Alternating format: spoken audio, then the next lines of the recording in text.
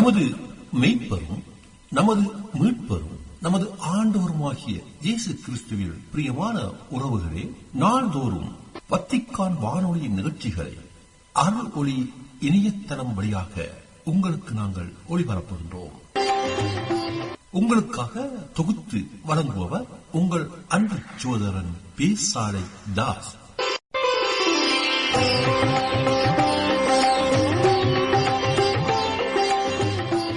லௌதேத்தூர் இயேசுஸ் கிறிஸ்துஸ்.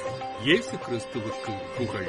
தமிழ் கூறும் நல்லுலகில் வாழும் அனைத்து அன்புள்ளங்களுக்கும் வத்திக்கான் வானொலியின் வணக்கம். இறைவன் உங்கள் உள்ளத்தையும் இல்லத்தையும் தன் அன்பாலும் அருளாலும் அமைதியாலும் இன்றும் என்றும் நிரப்புவாராக.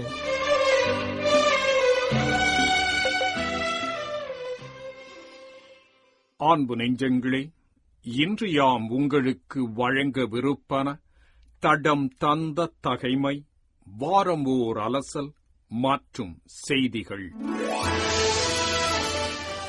தடம் தந்த தகைமை.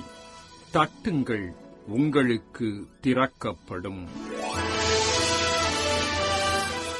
தட்டுங்கள், உங்களுக்கு திறக்கப்படும் என உறுதியளித்தார் இயேசு. தட்டுதல் என்ற சொல் ஏராளம் பொருள் சுமந்தது. ஒருவரை தட்டுதல், திறக்கப்பட தட்டுதல், பொருளை கொட்டுதல், உழைப்பாளரின் தட்டுதல் என பல அர்த்தங்களை கொண்டது. இயேசு சுட்டும் நேரடி பொருள் திறக்கப்பட தட்டுதல் என்பதே. இது கதவு சன்னலை திறப்பதற்கான தட்டுதல் அல்ல, கடவுளின் கனிவான இதயத்தை தட்டுதல். இந்த தட்டுதலில் ஆழ்ந்த நம்பிக்கையும் அசையா விடாமுயற்சியும் மன்னிக்கும் உணர்வும் இணைந்திருந்தால் நோக்கம் நிறைவாகும் என்பது நிஜம். இங்கே தட்டுபவர் எவ்வளவு முக்கியமோ அவ்வாறே திறப்பவரும் முக்கியம்.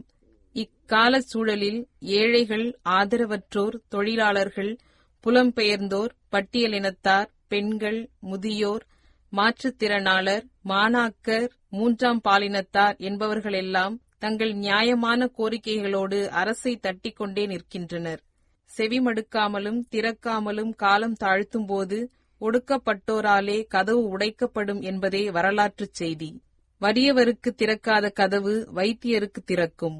இறைவா, நான் அல்ல, நீரே என் இதய கதவை தட்டிக் கொண்டிருக்கின்றீர். திறந்து உம் சாயலாம் ஏழையரை சந்திக்கும் துணிவு தாரும்.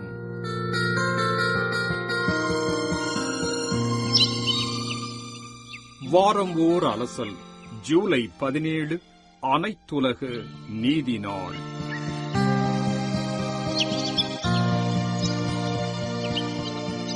புலி வேட்டையாடி மானை கொல்வது இயற்கையின் நியதி.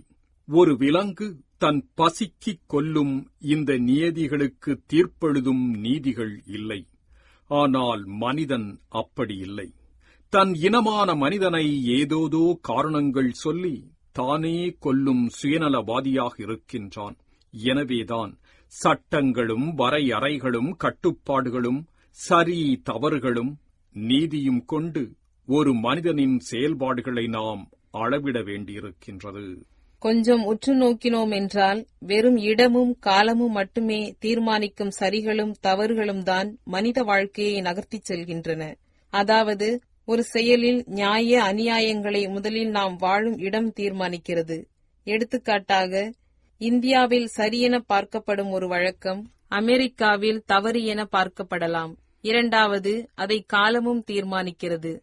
1920 தவறு என நம்பப்பட்ட விடயம் 2025 சரியானதாக, நடைமுறை வாழ்க்கையில் ஏற்றுக்கொள்ளப்பட்டதாக பார்க்கப்படலாம். எனவே சரி தவறு என்பது ஓரளவு காலமும் இடமும் தீர்மானிப்பவை. அந்த சரிகளுக்கும் தவறுகளுக்கும் மாநில வாரியாக, தேசங்கள் வாரியாக பல்வேறு சட்டங்கள் நடைமுறையில் இருக்கின்றன. அது மட்டுமன்றி காலத்திற்கு தகுந்தவாறு இந்த சட்டங்கள் திருத்தி எழுதப்பட்டு மேம்படுத்தவும் படுகின்றன. ஆனால் குற்றங்கள் என்பது வேறு. குறிப்பாக மனித உயிர்களை வதைக்கும் பெரும் குற்றங்கள் உலகம் முழுவதும் ஒரே அளவுகோல் கொண்டே அளக்கப்படுகின்றன. ஆனால் இவற்றை விசாரிக்க, தண்டனை வழங்க உலகம் முழுவதும் ஒரே சட்டமும் அந்த சட்டத்தை செயல்படுத்தும் அதிகாரமும் அமைப்பும் இல்லாமல் இருந்தது. இப்படியான ஒரு பொதுவான அமைப்பு உருவாவதன் தேவையை உலகுக்கு உணர்த்தின முதல் மற்றும் இரண்டாம் உலகப் போர்கள். இத்தகைய ஒரு பின்னணியில், அதாவது மனித உரிமை மீறல்கள் கட்டுப்பாடின்றி சென்ற நிலையில், ஜூலை 17, 1998 ரோம் நகரில் நடந்த உலக நாடுகளின் மாநாட்டில் அனைத்துலக குற்றவியல் நீதிமன்றத்தை உருவாக்குவதற்கான ரோம் ஒப்பந்தம் உருவானது. இந்த ஒப்பந்தத்தின் அடிப்படையில் 2002ஆம் ஆண்டு ஜூலை மாதம் சர்வதேச குற்றவியல் நீதிமன்றம் நிறுவப்பட்டது. 2010ஆம் ஆண்டு இந்த ஒப்பந்தத்தில் கையெழுத்திட்ட அங்கத்தினர் நாடுகள் இந்த ஒப்பந்தத்தின் மதிப்பாய்வு கூட்டத்தை உகாண்டாவின் கம்பாலாவில் நடத்தின. அந்த கூட்டத்தில் அனைத்துலக குற்றவியல் நீதிமன்றம் உருவாக அடித்தளமிட்ட ரோம் ஒப்பந்தம் கையெழுத்தான ஜூலை 17ஆம் தேதியை அனைத்துலக நீதி தினமாக கொண்டாட முடிவு செய்யப்பட்டது. அனைத்துலக நீதிமன்றத்துக்கான தேவையை உணர்த்தவும், அனைத்துலக நீதி என்பது என்ன என்ற புரிதலை உருவாக்கவும் இந்த தினம் உலகின் பல நாடுகளில் கொண்டாடப்படுகிறது. அன்பின் ஆசியை கொண்டு வந்த தெய்வமே, அன்பரே நீர் வாருமே, அசைந்தாடும் அருக்கரத்தால் அமைதியை நீர் தாருமே. இன்று உலகில் 2 அனைத்துலக நீதி அமைப்புகள் உள்ளன. ஒன்று ஐக்கிய நாடுகள் சபையின் அதிகாரத்தின் கீழ் வரும் அனைத்துலக நீதிமன்றம். அதில் ஐநாவில் அங்கத்தினராக இருக்கும் அனைத்து நாடுகளும் உறுப்பினராக இருக்கும். மற்றொன்று ரோம் ஒப்பந்தத்தின் அடிப்படையில் உருவான சர்வதேச குற்றவியல் நீதிமன்றம். இதில் 1998 ரோம் ஒப்பந்தத்தில் கையெழுத்திட்ட நாடுகள் மட்டுமே உறுப்பு நாடுகளாக இருக்கும். முதலில் இனப்படுகொலை, மனிதகுலத்திற்கு எதிரான குற்றங்கள், போர்க்குற்றங்கள் ஆகிய 3 குற்றங்களை விசாரிப்பதற்கு இந்த நீதிமன்றம் உருவாக்கப்பட்டது. பின்னர் ஒருவர் தேசிய ராணுவத்தை பயன்படுத்தி தேவையற்ற தாக்குதலில் ஈடுபடும் குற்றமும் சேர்க்கப்பட்டது. ஒவ்வொரு ஆண்டும் ஜூலை 17ஆம் தேதி கொண்டாடப்படும் உலக நீதி நாள் பாதிக்கப்பட்டவர்களின் உரிமையை நிலைநாட்டுவதையும் குற்றவாளிகளை சட்டத்தின்படி தண்டிப்பதை உறுதி செய்வதையும் நோக்கமாக கொண்டுள்ளது. நிரபராதிகள் தண்டிக்கப்படாமல் இருப்பதும் நீதிமன்றங்களின் மீது மக்களின் நம்பிக்கை அதிகரிப்பதை உறுதி செய்வதும் உலக நீதி நாளின் முக்கிய நோக்கங்களில் ஒன்றாக உள்ளது. தீவிரவாதம் மற்றும் குற்றச் செயல்கள் தடுக்கப்பட்டு அமைதி மற்றும் பாதுகாப்பான வாழ்க்கையை உறுதி செய்வது குறித்து இந்நாளில் விழிப்புணர்வு ஏற்படுத்தப்படுகிறது. எல்லாரும் ஓர் நிறை, எல்லாரும் ஓர் விலை, எல்லாரும் இந்நாட்டு மன்னர் என்று பாடினார் மகாகவி பாரதி. மண்ணில் பிறந்த எல்லாரும் சமமானவர்கள். ஆண் பெண், படித்தவர் படிக்காதவர், ஏழை பணக்காரர், உயர்ந்தவர் தாழ்ந்தவர் என்ற பேதமே இல்லாமல் வாழ வேண்டும் என்பதே எல்லா நாட்டின் சட்டமும் விருப்பமுமாகும். இதை நிலைநாட்டவே ஒவ்வொரு நாட்டிலும் நீதி வகுக்கப்படுகின்றது.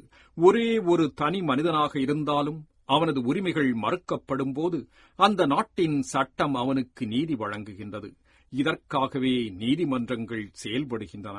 ஒருவேளை நீதி மறுக்கப்படும் போதோ தாமதிக்கப்படும் போதோ மக்களின் வாழ்க்கை முறை அச்சத்திற்குள்ளாகின்றது.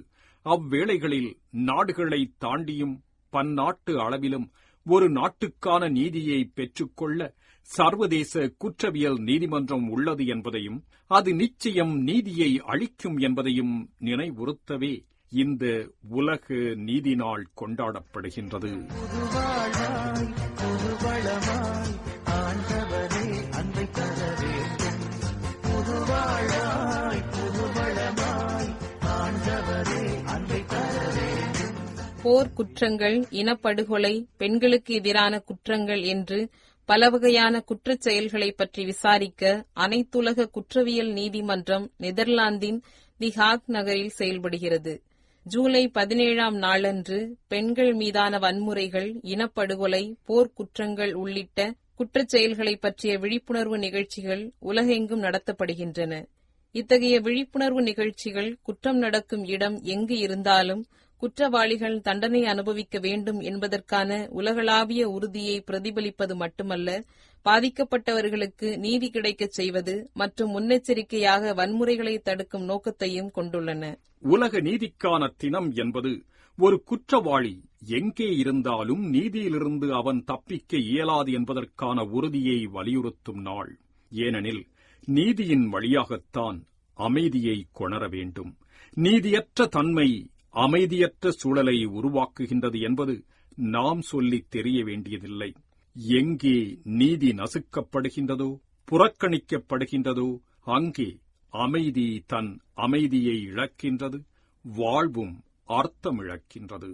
மனிதனின் தேடல் எப்போதுமே நீதி மற்றும் அமைதியை நோக்கியே இருக்கிறது. குடும்பங்கள் அமைதியாக இருக்க வேண்டும், குழந்தைகள் அமைதியாய் இருக்க வேண்டும், பணிச்சூழல் அமைதியாக இருக்க வேண்டும், நம் சமூகம் நாடு அமைதியாக இருக்க வேண்டும் என எத்தனையோ அமைதி குறித்த ஆசைகள் ஒவ்வொரு மனிதனுக்குள்ளும் இருந்து கொண்டுதான் இருக்கின்றன. ஆனால் அமைதியின் விதை நீதியில் முளைக்கிறது என்ற அடிப்படை உண்மையை உணரத் தவறிவிடுகிறோம். இதனை கருத்தில் கொண்டுதான் உலக நீதி நாள் சிறப்பிக்கப்படுகின்றது. அத்துமீறல்களுக்கான அங்கீகாரங்களை துடைத்தெறிவதுதான் இந்த நாளின் நோக்கம். சட்டங்களின் பக்கங்களை புரட்டி நீதியை நிர்ணயிக்க முயலும் இன்றைய உலகில் இதயத்தின் பக்கங்களை புரட்டி நீதியை நிலைநாட்ட நாம் முன்வந்தால் நிச்சயம் இப்படி ஒரு நாளின் தேவையே இருக்காது. மனித வாழ்க்கையில் நாம் அங்கீகரிக்கப்பட்ட வரையுறைக்குள் வாழ்வதை நீதியான வாழ்க்கை என்றுரைக்கின்றோம். அந்த வரையறைகள் நீதியை பெறுவதையும் அமைதியை உருவாக்குவதையும் நோக்கமாகக் கொண்டுள்ளன. இதைத்தான் அனைத்துலக நீதி நாள் கொண்டுவர முயல்கின்றது. நீதி நிலைநாட்டுவது நேர்மையானவருக்கு மகிழ்ச்சி அளிக்கும், தீமை செய்வோருக்கோ அது திகிலுண்டாக்கும் என நீதிமொழிகள் 21:15 நாம் காண்கிறோம். நமது வாழ்வில் நாம் நீதியைக் கண்டு மகிழ்பவர்களாக இருப்போமானால் நமது வாழ்க்கை சரியான பாதையில் நடக்கிறது என்பது திண்ணம். நம் ஒவ்வொருவரின் இலக்கும் நீதியையும் அமைதியையும் நோக்கிய பயணமே. அதை இறைவன் நமக்கு அருள வேண்டும் எனும் பார்வையில் நமது செயல்பாடுகள் இருக்க வேண்டும். நீதியை நோக்கிய நம் பயணம் அனைவரையும் சரிசமமாக நடத்துவதையும், பிறருக்காக பரிந்து பேசுவதையும், நாட்டில் நடக்கும் கொடுமைகளை தட்டிக் கேட்பதையும், நீதிமுறைகளை தவறாது கடைபிடிப்பதையும் உள்ளடக்கியதாக இருக்க வேண்டும். அமைதியும் சகிப்புத்தன்மையும் அப்பயணத்தில் இணைந்து செல்ல வேண்டும். இதன் வழியாகத்தான் நீதி நிறைந்த ஓர் உலகை நாம் படைக்க முடியும். அதன் வழியாகத்தான் அமைதி பிறக்கும். நீதியின் தேவனே வரவேண்டும், நிம்மதியம் வாழ்வில் தர வேண்டும். ஏழைகள் ஆற்றலே நீ என்றோ, அவர்தம் வீழ்ச்சியும் தோல்வி என்றோ. நீதியின் தேவனே வரவேண்டும், நிம்மதியம் வாழ்வில் தர வேண்டும்.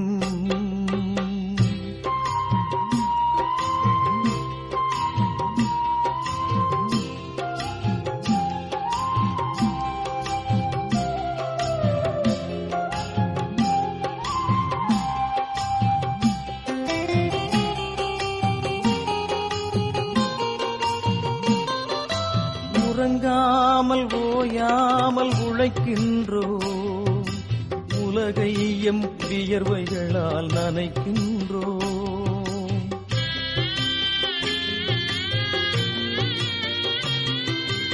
உறங்காமல் ஓயாமல் உழைக்கின்றோம், உலகை எம் வியர்வைகளால் நனைக்கின்றோம். விளைகின்ற பொருளில் எமக்குரிமை இல்லை, விம்முகின்ற குரல்களுக்கு முடிவும் இல்லை. எம் தெய்வமே இறைவா, இறைவா, இறைவா. எம் தெய்வமே இறைவா, இந்நிலையில் இனியமக்கு விடிவுண்டோ, முடிவுண்டோ. ஜூலை 17 அன்று உலகில் சிறப்பிக்கப்படும் அனைத்துலக நீதி நாள் குறித்து வாரம் ஓர் அலசல் நிகழ்ச்சியை இன்று உங்களுக்கு வழங்கியது வத்திக்கான் வானொலி.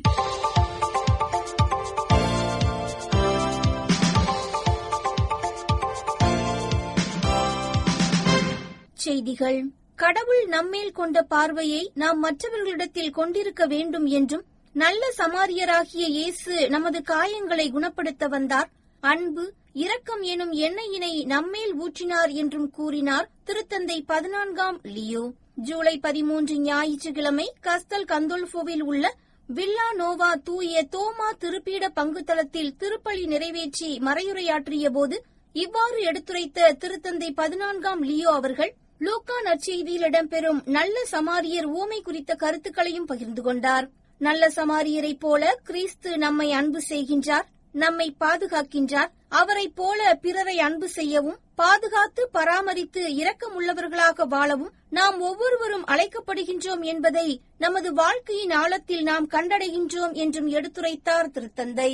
கடவுள் மீதும் மனிதன் மீதும் கொண்டுள்ள உண்மையான அன்பின் வெளிப்பாடாக இயேசு இருக்கின்றார் என்றும் அவரது அன்பு தனக்கென்று வைத்திருக்காது பிறருக்கு கொடுக்கும் அன்பு, மறுப்பு தெரிவிக்காது மன்னிக்கின்ற அன்பு, ஒருபோதும் கைவிடாது உதவுகின்ற அன்பு என்றும் எடுத்துரைத்தார் திருத்தந்தை 14ஆம் லியோ.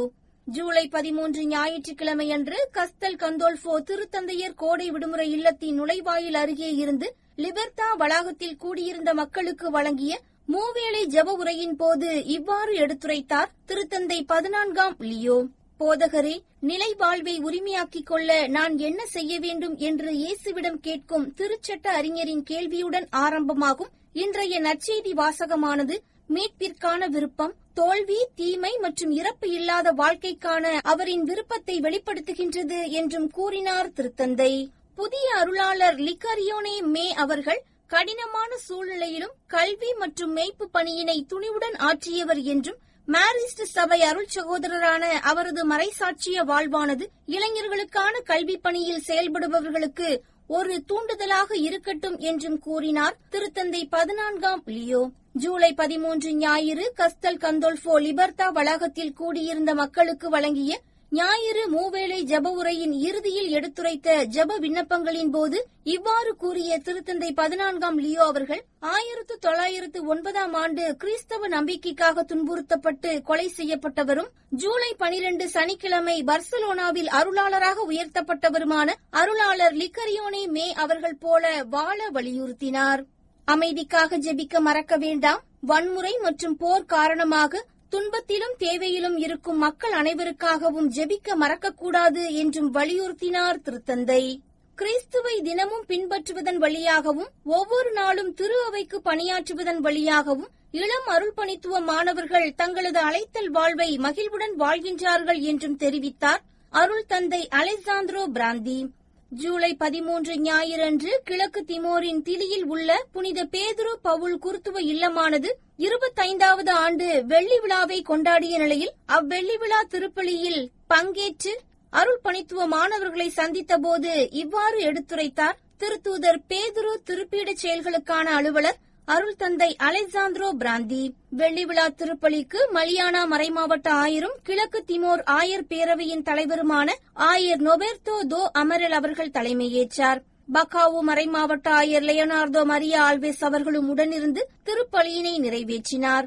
90 விழுக்காட்டிற்கும் அதிகமான கத்தோலிக்க மக்களை கொண்ட கிழக்கு திமோரானது தென்கிழக்கு ஆசியாவில் உள்ள சிறிய நாடு என்றும் கடந்த ஆண்டு இங்கு வருகை தந்த திருத்தந்தை பிரான்சிஸ் அவர்கள் திலியில் உள்ள அருள் பணித்துவ மாணவர்களை சந்தித்ததையும் நினைவு கூர்ந்தார் அருள் தந்தை பிரந்தி.